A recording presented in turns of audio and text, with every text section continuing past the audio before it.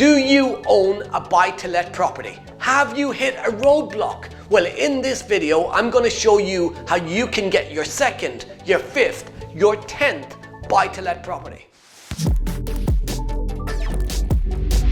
Hi, Kevin McDonald here. I've been a property investor now for 20 years. I've built up a multi-million pound property business using creative strategies. Things like rent to rent, lease options, assisted sales, joint venture finance, private investor finance, and vendor finance. Right now, we're out in my investment area in Nottinghamshire, and I'm going to take you around one of my current refurb projects. This property is a 3-bedroom mid-terraced property that we're refurbishing and will be rented out as a single let buy-to-let. So on this street we own this property number 43. We also own number 39 2 doors down, and on the opposite side of the road up near the top there's a stone property number 10 that we also have, which is a 4-bedroom multi-let house in multiple occupation.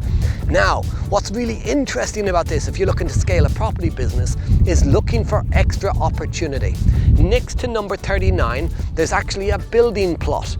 But to be able to build there, there's an access to the back of 39, 41 and 43. Securing 39 and 43 means if we secure number 41, then we can build on the side of number 39 because we will own all of the access rights to the back. This is how professional property investors assess deals. Where is the added value? Where's the potential to add more value? And remember, when you're buying property, what I always look at is, can I build it for what I can buy it for? If I can buy it for less than I can build it, then that is a property I want in my portfolio. These type of properties, to buy them, cost you less than to build them. But the ground is where the value is. You see, in 100 years' time, in 150 years' time, when I'm long gone, but my family are still around, imagine if we've got the whole section. Maybe it could be a big tower block. Maybe it could be a block of apartments. The future value of the land is almost just as valuable, if not more valuable, than the property itself. Before we get on with this video, make sure you subscribe to the channel, like this video. So we're inside the property. This is straight from the front. You've got car parking at the front, off-road parking.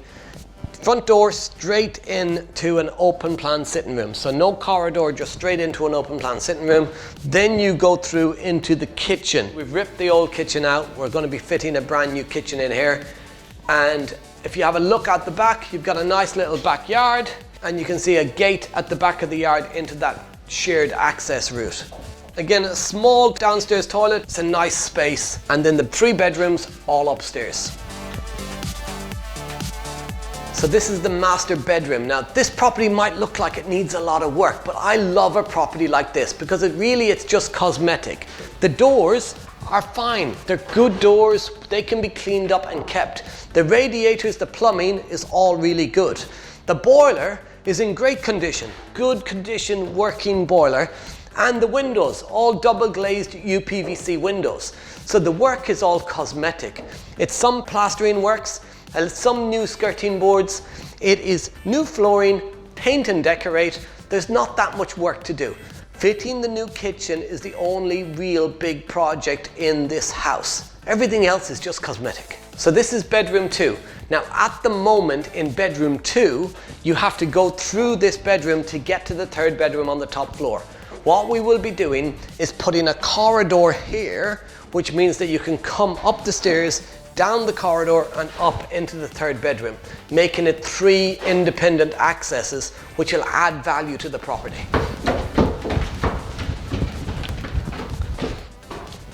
And finally, the attic room. So again, just needs some cosmetic repairs, flooring, a bit of plastering, some new painting. The radiators are perfectly good condition. The windows are in good condition. Apart from this one window's actually got a cracked glass. So we'll keep the window, we'll change the glass. Outside of that, not a lot to do up here.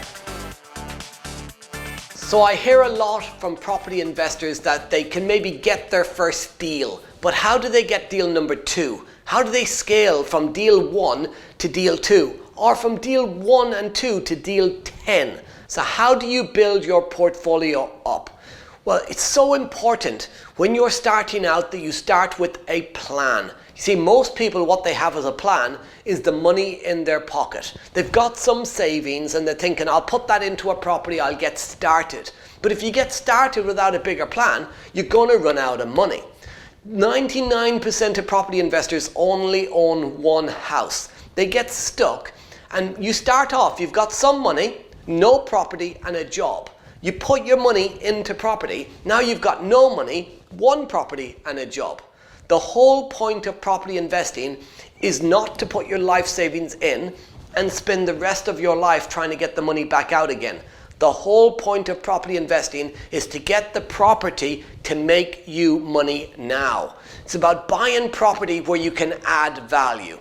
Always be looking to buy, refurbish, rent, refinance. And in that order, by the way, the buy, then refurbish to add value, then rent it out to prove the income, and then refinance. Now, why do I say rent it out before the refinance? The property 2 doors down that I showed you, we're getting £650 a month rent for that property.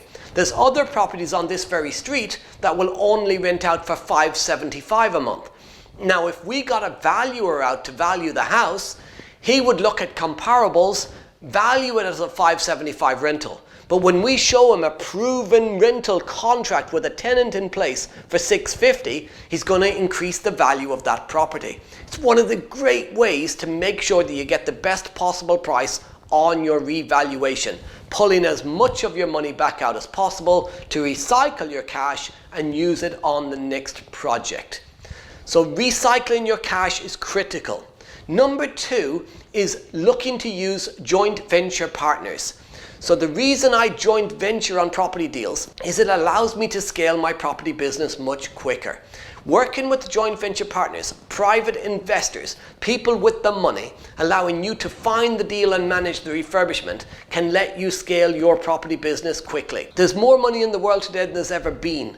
They printed over £1 trillion in the UK in 2020 alone. That was more in 2020 than in the previous decade put together. That £1 trillion dropping into the economy, that creates a devaluing of money. There's enough money on this planet to make everyone a billionaire. But you need to have that money directed towards you. How do you do that? Hang around like-minded people. You want to be networking with like-minded people. Within the progressive property communities, there's over 35,000 people just in a Facebook group alone. There's over 30,000 in this YouTube channel alone. There's thousands, tens of thousands of property investors. Many of them, they have the money, they don't have the time. That is the perfect win-win, the perfect joint venture opportunity.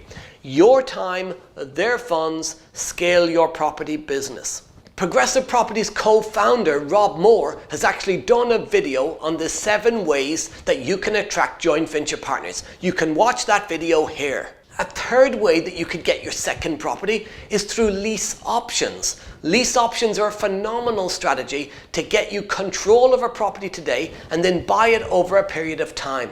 Just like you would take an option on a car.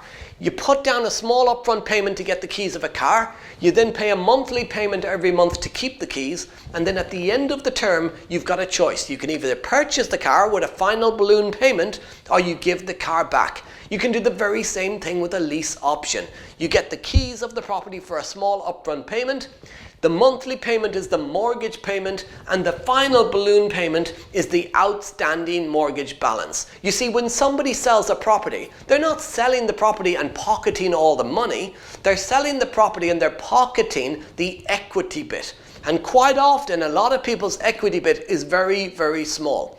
You can get into the property, cash flow the property, and use the money you've created from the property as your money to buy that property in the future.